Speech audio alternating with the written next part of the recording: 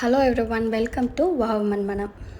இன்றைக்கி கொஞ்சம் விதைகளான்னு சொல்லிட்டு ஒரு டப்பாவில் கண்டெய்னரில் கொக்கோபீட் போட்டு வச்சுருக்கேன்.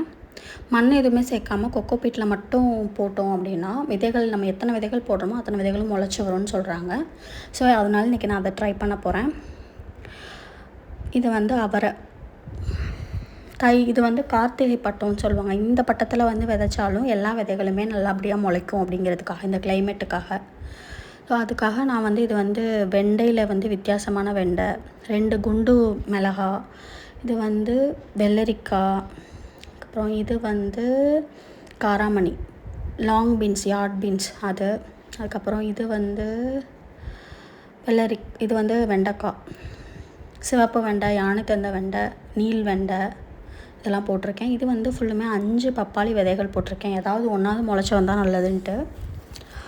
அதுக்கப்புறம் பார்த்திங்கன்னா இது வெள்ளரிக்காய் தான். இதுவும் இது குட்டைப்புடலை. ஸோ அது ஒன்று. தேவைப்படுற காய்கள் எல்லாமே நீங்கள் இந்த பருவத்தில் போடலாம். கார்த்திகை பட்டத்தில் நல்லா வரும். இது நீல் வெண்டை. அப்போ அது ஏதோ வேறு கேட்டகரி வெண்டை போல்.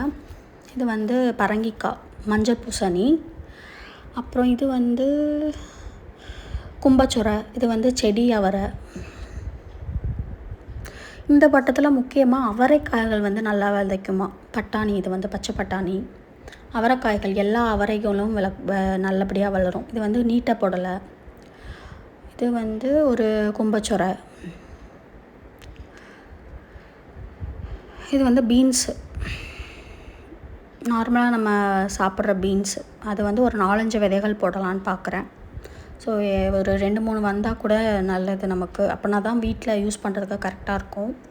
ஸோ இப்போ இது எல்லாத்தையுமே நம்ம அதை அப்படியே மேலே கொக்கோபீட் போட்டு மூடிடலாம்.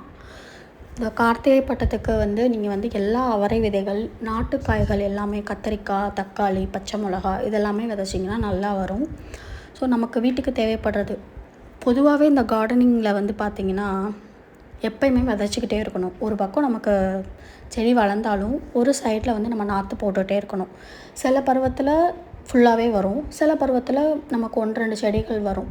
ஸோ அதை நம்ம பார்த்து வளர்கிறத பொறுத்து நம்ம மாற்றிக்கலாம். இப்போ ஒரு வார காலமாகவே ரொம்ப மழை இருக்குது. ஸோ இப்போ நீங்கள் என்ன பண்ணணும், நாற்று நல்லா போட்டு, நாற்று நல்லா எவ்வளோ நாள் வேணாலும் நாற்று அந்த கண்டெய்னர்லேயோ எதுலேயோ நீங்கள் வளர வச்சுக்கலாம்.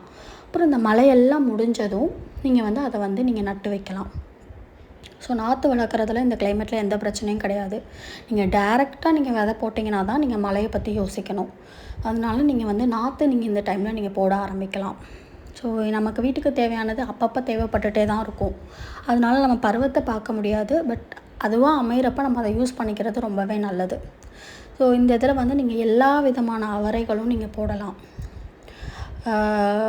கொடி அவரை, செடி அவரை, அப்புறம் மூக்குத்தி அவரை இதெல்லாமே போடலாம். ஸோ கொஞ்சம் விதைகள் நாங்களும் வாங்கி போடணும். இதுக்கப்புறமும் மறுபடியும் ஒரு தடவை விதைக்கணும். ஸோ இருக்கிற விதைகளை நான் இப்போ போட்டு வச்சுட்டேன், ஒரு கொக்கோபீட் வச்சு. ஸோ இது எப்படி அப்கமிங்கில் எப்படி இது வளருது, இதெல்லாம் நம்ம இதில் மாற்றி வைக்கிறோம் அப்படிங்கிற வீடியோலாம் நம்ம அடுத்து வர வீடியோவில் நம்ம பார்க்கலாம். இப்போ எல்லாத்தையுமே விதையெல்லாம் முடியாச்சு. இப்போ லைட்டாக தண்ணி தெளித்து விட்டுறலாம். இப்போ மழை பெய்யுது அப்படின்னா நீங்கள் என்ன பண்ணணும், கொஞ்சம் இதை எடுத்து உள்ளே வச்சுக்கணும். இல்லைனா மழை விழுகாத இடத்துல வச்சுக்கலாம். லைட்டாக தண்ணி தெளித்தா போதும். கொக்கோபீட் மட்டும் போட்டிருக்கிறதுனால. ஏன்னா கொக்கோபீட் ஈரத்தை தக்க வச்சுக்கிடும். ஈரத்தை எப்போயுமே தக்க வைக்கிறதுனால தான் அதுக்கு எல்லா விதைகளுமே முளைச்சிருது அப்படின்னு சொல்கிறாங்க. ஸோ அதனால் விதைகளுக்கு நடுவில் அந்த இடைவெளியும் இருக்கும்.